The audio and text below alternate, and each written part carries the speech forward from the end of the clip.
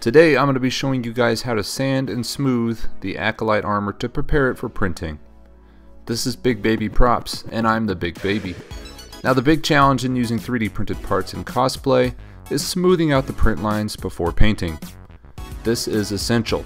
All too often, I see amazing paint jobs brought down by obvious print lines. They may be difficult to spot, but to the trained eye they stick out rather heinously. It makes the object look obviously machined and can take away from the overall finish of the object a great deal. To avoid this, we're going to use a few different products as well as a lot of sanding. Be sure to check out the links in the description for all the products used in this video. To begin, we're going to be using a product called Rust-Oleum Filler Primer. This stuff is great and really reliable. In fact, I use it in just about all the 3D prints I finish. This stuff is usually in the automotive section of most large retailers, so it's not too hard to find.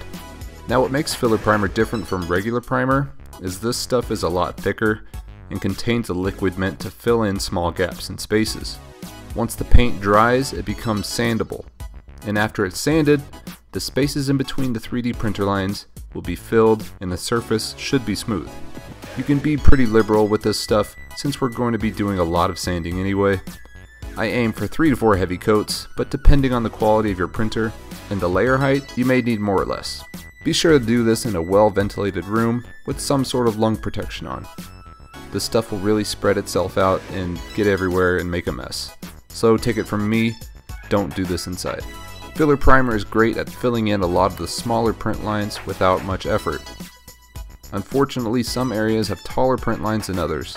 This means you would have to use 10 to 12 coats of filler primer before it even began to look smooth. Obviously that sounds awful and expensive, so we're going to use another material many cosplayers are familiar with, Bondo. Bondo comes in a few forms. We're going to be using the glazing and spot putty, so we don't have to worry about mixing and proportions. This stuff comes in a tube and can be squeezed out like toothpaste. After a few hours it'll harden enough for us to be able to sand it smooth, just like the filler primer. Since this stuff comes in a tube, it's a lot easier to apply a good amount in a specific area. Bondo is also great at catching any other defects you missed with the filler primer.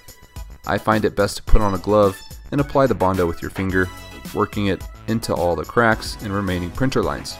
After the Bondo is dried, we can take our gray and red armor and begin sanding. I like to start my sanding process with a mouse handheld sander. It really shortens the whole process and makes your life a lot easier, so I highly recommend it.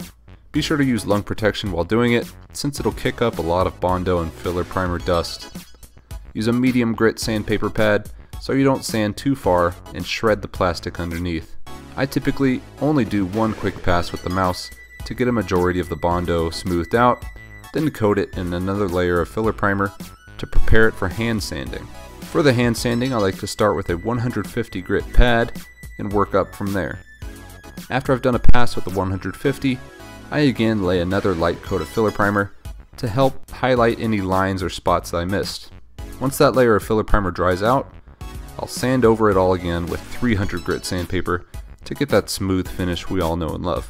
Once you've sanded it all down, give it a pass with the microfiber cloth to clean the surface. So there you go guys, that's how I sanded and smoothed this armor to prepare it for painting. If you haven't guessed it yet, that will be the topic of our next video, so be sure to stick around if you want to see how this turns out. Sorry this video took so long to get out guys, it's been a crazy summer, and this kept getting pushed further and further back, so I thank you all for your patience. I promise this video series will have more updates much sooner. With that said, I hope you enjoyed the video. I hope you're able to take a project like this on yourself, and as always, I hope to see you again in the next video.